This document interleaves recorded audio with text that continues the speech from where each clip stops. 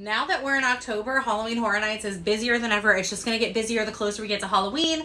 So I thought I would give you guys an informed idea as to which houses are worth the wait. As we get closer and the lines get longer, it can be harder to do all 10 houses in one night. I was fortunate enough to go early last month, and I just went again this last weekend. So let me tell you what I think. Let's start with the Horrors of Blumhouse.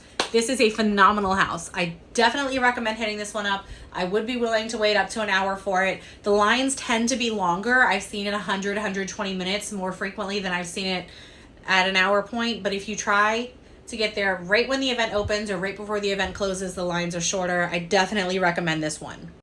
All right, The Weekend. This is one that I would not be willing to wait more than 20 minutes for. If you are not a massive Weekend fan and you have not seen all his videos, the theming of this house does not make as much sense, and I didn't particularly enjoy it. Universal Monsters Legends Collide. Another phenomenal house. I'd be willing to wait about an hour for this one. I thought the theming was great. It's very immersive. Wonderful house. Definitely hit this one up. Hell Block Horror is a mediocre house. I wouldn't be willing to wait more than 30, 40 minutes for it. Honestly, you're not going to get wait times really lower than that. I would go into it again. I've been in it twice, but it's not one of the better houses. Spirits of the Coven, a lot like Hell Block Horror, is just an average house. Very mediocre. I would not wait a long time for this. This is one of the shorter lines though, so maybe about 35 minutes tops.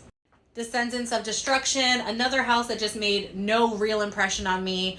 You know, if you can get in the line, it's short, go ahead, hop in, but it's not a must-do as far as I'm concerned.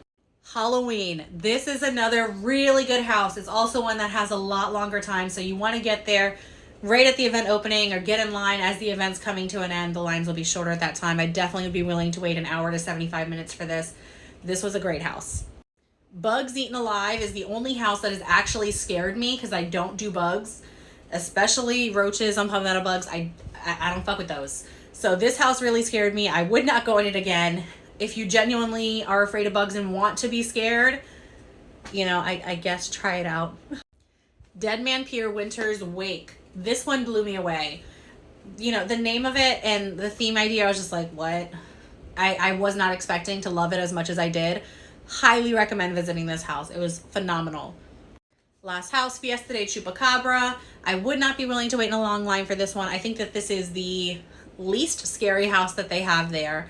So maybe 20, 30 minutes top. I don't want to give anything away, but if you have any questions, go ahead and leave them in the comments. I'll try my best to answer them.